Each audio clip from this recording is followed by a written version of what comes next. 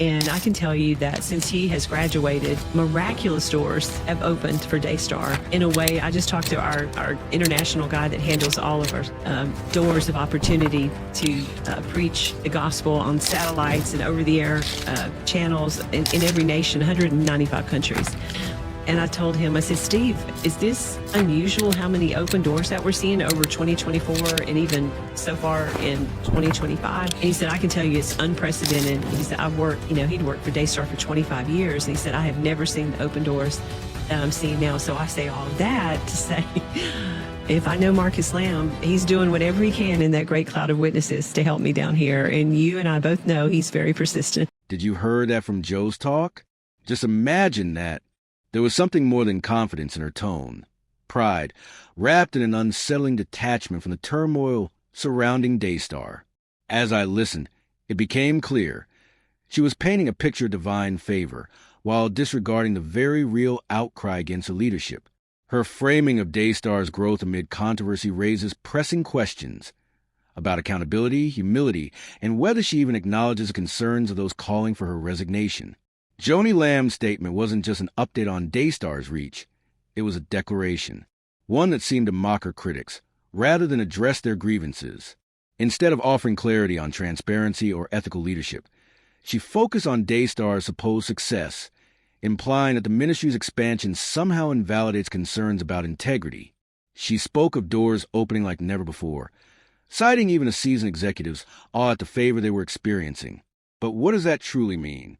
To an uninformed listener, it might sound like a testament to divine blessing. Yet, the underlying message suggests something else: dismissal. A subtle but firm assertion that she believes she is untouchable. Imagine a leader facing allegations of mismanagement and public scrutiny. Instead of engaging in honest dialogue, they take to national television to proclaim their unwavering success. What message does that send?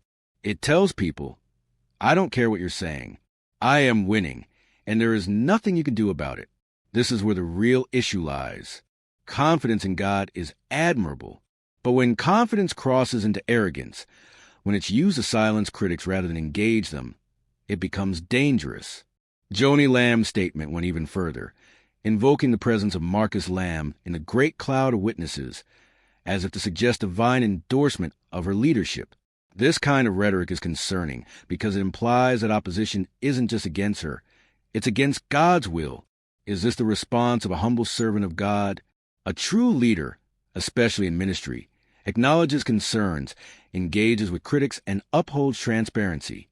But instead of using this opportunity to reassure those who feel betrayed or misled, she celebrated, boasted of success, and attributed it to divine intervention, without even acknowledging the issues at hand. That is not the response of a leader who values accountability. Daystars face both internal and external scrutiny, with calls for greater transparency and even demands for Joni Lamb's resignation. Whether these criticisms are valid or not, a responsible leader would at least recognize them. Yet, her entire statement lacked even the slightest acknowledgement of the concerns raised. Instead, she projected invincibility, sending a clear message: I am still here. And not only am I here, I am thriving.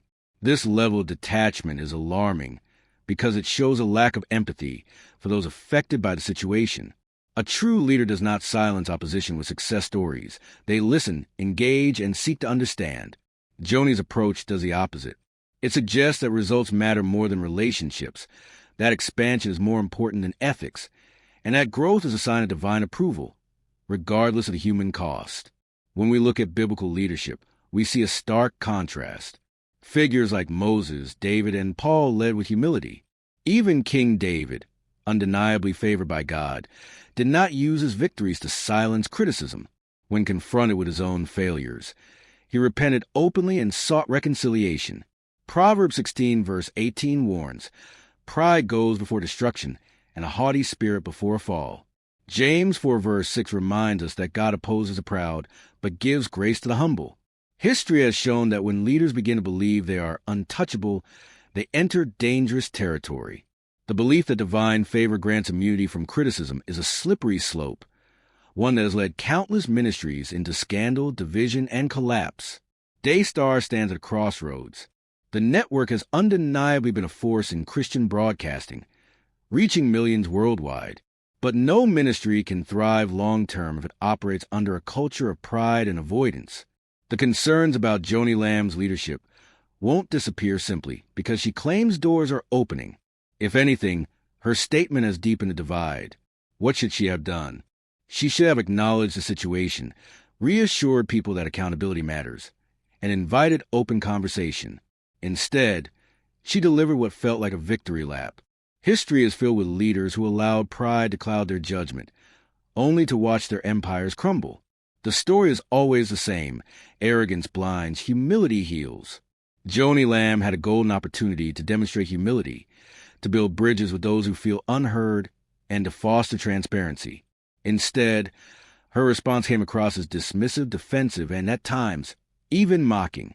It reinforced the idea that success justifies everything. But here's the truth. Success in ministry isn't measured by expanding networks or growing audiences. It's measured by character, humility, and the willingness to listen.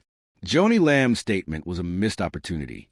It could have been a moment of honesty, a step toward healing and accountability. Instead, it felt like a deflection, a subtle dismissal of those who dare to question her leadership. When leaders respond to criticism with pride instead of humility, the message is clear. They value their image more than the truth. And that is the real danger. Success can be intoxicating. It creates an illusion of invincibility, making leaders believe they are above reproach. But the Bible warns repeatedly, pride goes before destruction. Joni Lamb is at a pivotal moment.